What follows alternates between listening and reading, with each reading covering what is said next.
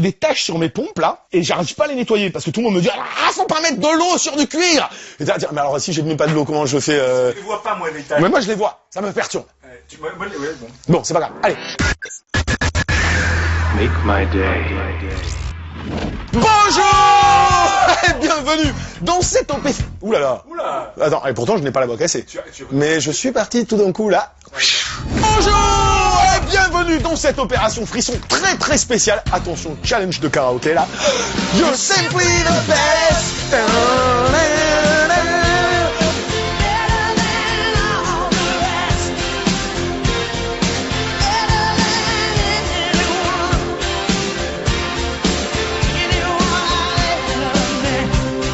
Voilà, magnifique, superbe. C'est là que tu te rends compte que Tina, ça rigolait pas quoi. Non, Hein, ça c'est du coffre, ça c'est de la chanteuse, ça c'est de la meuf quoi Tina quoi. Et ouais mes braves, ce mois-ci je tire un coup de chapeau à mes boss qui en plus d'une opération frisson habituelle m'ont demandé de vous concocter. Oh, qui c'est qui veut louer des trucs à 8h du matin sans déconner? Everybody's gone out of their mind.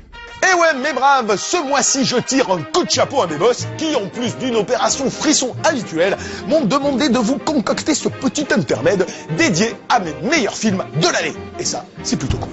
This is not gonna end well. Au programme donc, les cadors de 2015, les big boss du cinoche de genre, les grands Manitou de la Réal, que dis-je, the best of the best d'opération frisson. Et là, bien sûr, je me tire une balle dans le pied, vu qu'absolument personne ne sera d'accord avec moi. You ungrateful ape.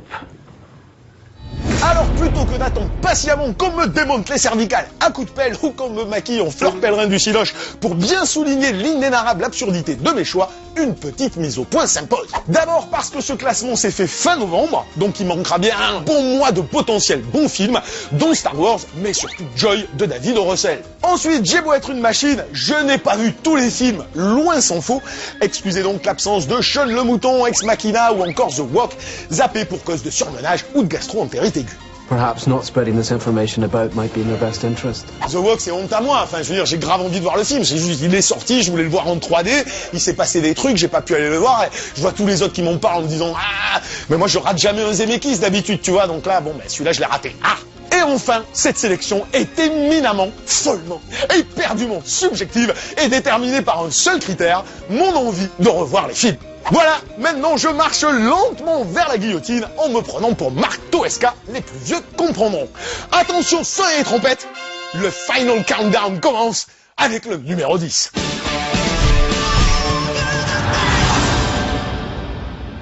I wanted to speak with you about what you hope to achieve.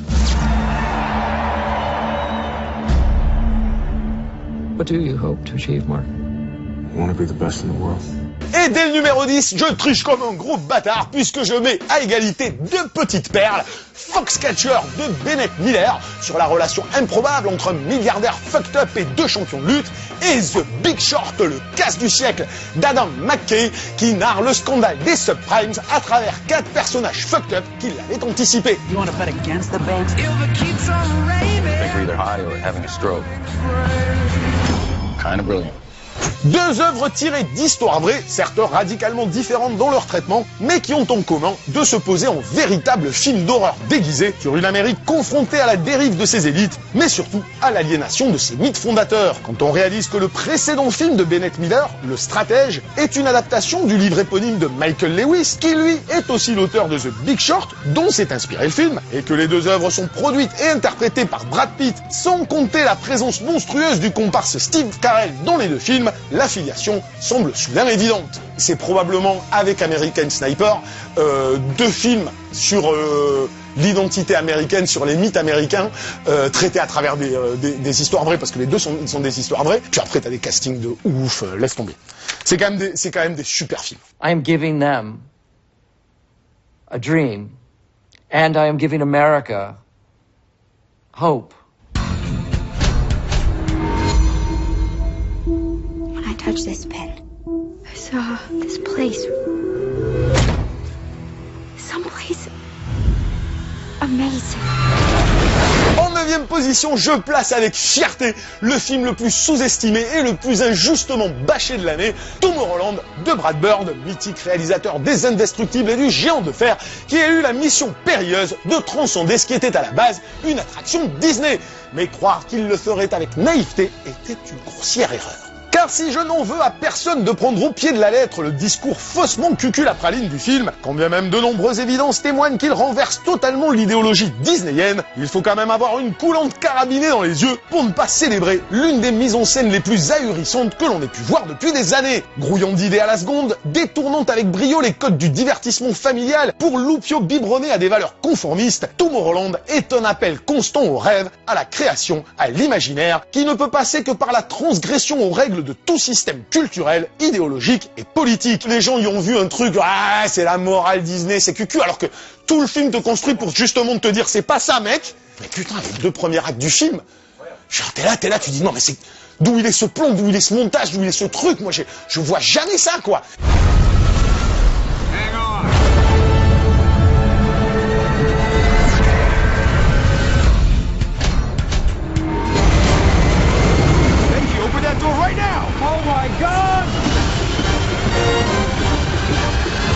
En 8e position, et même si j'ai conscience qu'il ne s'agit pas du plus grand film du monde, je mets sans conteste Mission Impossible Rogue Nation, parangon de cinoche populaire ultra fun selon Tom Cruise, que j'ai plaisir à voir, à revoir et à revoir encore. On en a parlé récemment, donc inutile de s'étendre. Mais si vous ne pouvez plus supporter la crétinisation rampante des films de super-héros, les blockbusters pétés de VFX qui ne racontent rien et l'inconsistance de tous les actionneurs franchisés aux persos plus débiles qu'un second couteau chez Steven Seagal, reportez-vous sur les Tom Cruise, le seul producteur à savoir s'entourer de vrais scénaristes et de vrais cinéastes dont l'amour du cinéma, le sens de l'artisanat et la générosité se ressentent sur chaque image. C'est un cadeau aux spectateurs, tu vois ce que je veux dire, c'est je mets ma vie en jeu pour vous donner un spectacle total qui est pas chiqué, qui est pas de la facilité.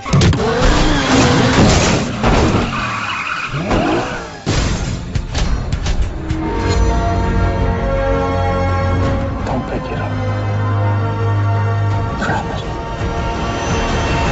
En numéro 7, comment ne pas choisir le fascinant American Sniper de Clint Eastwood, dont la réal sous haute tension renvoie aux chiottes toutes les polémiques débiles dont le film a été victime et qui nous rappelle pourquoi on a toujours adoré Clint, l'ultime rosta qui, une fois sur 2, produit des hémorroïdes à la critique bien pensante pour la placer face à ses contradictions. Forcément, en s'attelant à la dérive d'un sniper qui shoot du Allahu Akbar et qui kiffe ça, qui plus est lorsque ce dernier a vraiment existé et suscite lui-même la polémique dans son pays d'origine, Eastwood inscrit American Sniper dans la même veine que ses Dirty Harry, Maître de guerre et autres Grand Torino, dont la jouissive amoralité des personnages suffit à susciter l'ire des tartuffes d'un cinéma idéologiquement confortable, incapable de différencier les croyances d'un personnage de celles de leur auteur. Et puis bordel de merde, le mec a 85 balais et vient de livrer un des films d'action les plus maîtrisés et les plus tendus qu'on ait vu depuis longtemps. Eastwood fait des films des fois qui sonnent comme des évidences, quoi. Et celui-là, c'est, en termes de mise en scène, c'est une évidence, de la première à la dernière image.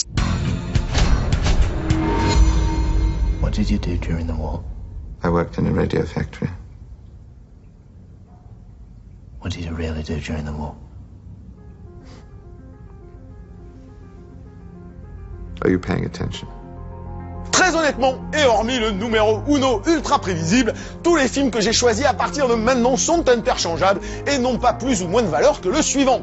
Au pif donc, en 6e position, le bouleversant Imitation Game de Morten Tyldum. Un film jugé trop conventionnel par beaucoup, mais que je considère personnellement comme un chef-d'œuvre et qui traduit toute la complexité qu'on est en droit d'attendre quand on s'attelle au biopic d'une figure historique majeure. Complexité dans le sens où s'intéresser à une personnalité hors norme, dont les actes ont pu influer sur le monde, doit non seulement traduire les actions en question, les valeurs qui ont porté ces actions, l'intimité qui a fondé ces valeurs, comme la mise en perspective des questions universelles que tous ces éléments sous-tendent. Et le génie de ce film, qui s'intéresse à l'homme qui a décrypté Enigma, est justement d'en décrypter les actes, les valeurs, comme les dilemmes qu'ils signifient, l'intimité complexe qui les a fait naître et qui devient allégorie d'une condition humaine à décrypter. Le tout en construisant son récit comme une métaphore du cinéma, intimant le décryptage du rapport du spectateur et de ses croyances face à une représentation. Bref, l'énorme, la très très grande classe. C'est fort.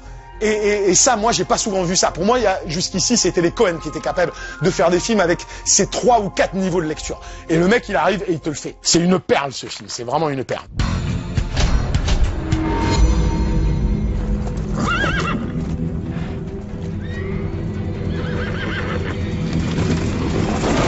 Attention, sonnez les trompettes, on entre dans le top 5, même si le numéro 6 aurait dû être dans le top 5, avec le désormais mythique La bataille de la montagne du tigre de Tsuyark, véritable ode au cinéma et charge vénère contre tous ceux qui veulent cadrer, rationaliser et planifier l'imaginaire. Car s'il est un film de guerre ultra jouissif comme on n'en fait plus, dont l'imagerie flamboyante est une harmonieuse fusion entre l'opéra de Pékin, les grandes heures du Wuxiapian et les plus mémorables films d'aventure ricains des années 60, La bataille de la montagne du tigre est à l'instar de Détective D, un pur pamphlet entriste qui interroge notre perception de l'histoire et démonte les mécaniques idéologiques du comité central pour promouvoir un imaginaire totalement libre et décomplexé qui revendique l'importance de ces mythes folkloriques. Une mise en scène de ouf, une 3D de ouf et un double climax de ouf comme on n'en a jamais vu au cinéma. Parce que le film, il faut le voir en 3D. C'est impossible de le regarder en 2D. C'est impossible. Tu peux le regarder en 2D, mais alors toutes les scènes d'action n'ont strictement aucun intérêt. Et c'est quand même Tsuyark, quoi.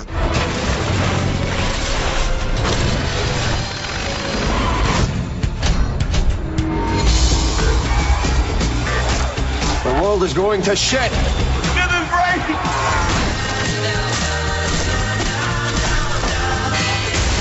Sorry about that. Needed to let off a little steam. Comme on est clairement dans les films de ouf, comment ne pas choisir en 4e position l'actionneur pop le plus cool, le plus fun et le plus classe de l'année.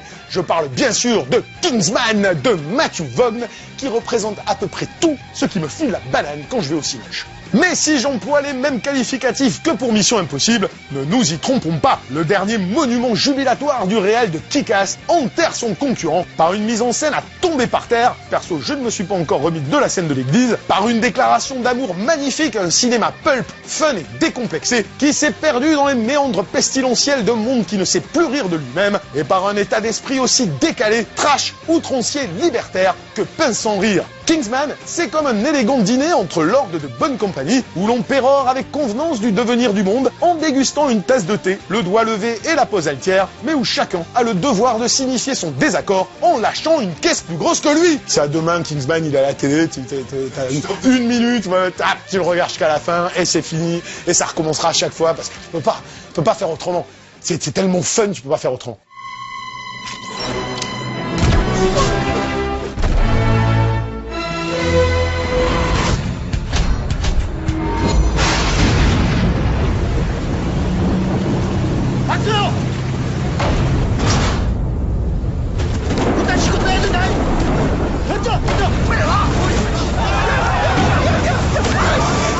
Attention, en 3e position, c'est du lourd, avec le fondamental, l'indispensable, que dis-je, le génialissime Seafog, appelé Seafog les clandestins en français, premier film de Song Bo-Shim, produit et coécrit par un Bong Joon-ho qu'on ne présente plus.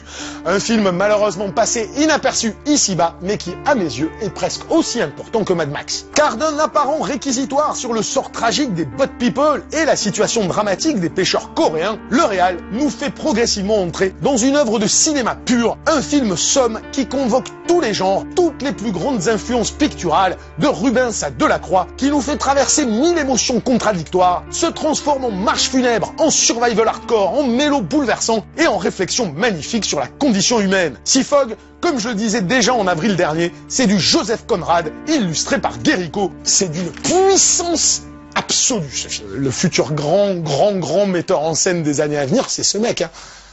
C'est ce mec. 이효정이 사람 있을 때가 못 돼요. 좀 참아. 없습니다. 안 걸려 장난을 하게다. 직선 내고 문석이. 왼쪽. Something important has come up. We got a Soviet spy. Have you represented many accused spies? This will be a first for the both of us. You should be careful. Number 2, c'est bien évidemment Le Pont des Espions, réalisé par Steven Spielberg et écrit par les frères Coen, chef-d'œuvre bouleversant qui s'intéresse à un véritable agent d'assurance chargé par le gouvernement américain d'aller négocier l'échange d'un espion russe à Berlin-Est en pleine guerre froide. Et ouais, faudrait quand même être con comme une bite d'amarrage pour ne pas célébrer la géniale collaboration entre les meilleurs réals du monde, les meilleurs techniciens du monde et les meilleurs acteurs du monde, à l'aune d'une œuvre d'une beauté formelle renversante, dont le scénario imparable convoque toutes nos problématiques idéologiques et politiques contemporaines, tout en se posant comme une magnifique main tendue à l'humanité, dans ce qu'elle a de plus noble, de plus courageux et de plus digne. Mais là, on me dit que les gens s'en foutent et que personne ne va voir le film. Bon ben finalement, peut-être qu'une bite d'amarrage, c'est plus intelligent qu'on croit. C'est d'un tel niveau de fabrication par rapport à tout ce qui se fait aujourd'hui, c'est étonnant comment la fusion à ce point-là du cinoche de Spielberg et de celui des Cohen marche, quoi.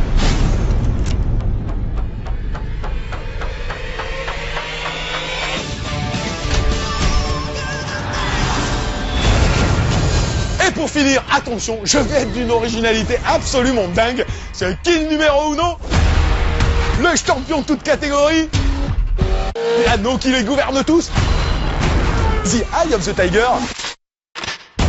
Le number one? Ben forcément. What's your name? Et comme on a tout dit, je me contenterai de penser aux futures générations de cinéastes qui vont avoir la chance de se reposer sur les standards révolutionnaires que vient d'imposer George Miller à tous les niveaux de fabrication d'un film pour qu'avec dignité, exigence et respect, ils puissent en reprendre le flambeau. C'est une utopie certes, mais en ces temps obscurs, on a besoin d'utopie. Si ça tenait qu'à moi, ce serait le numéro 1 de l'année dernière, de l'année prochaine, de l'année d'après, des 10 années avant, en fait.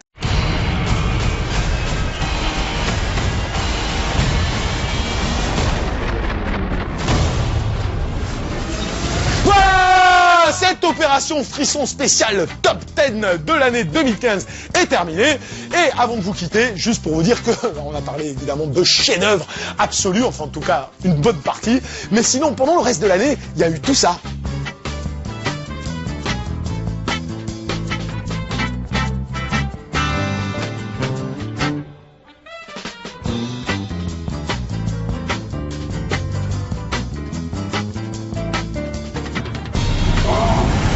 Mediocre!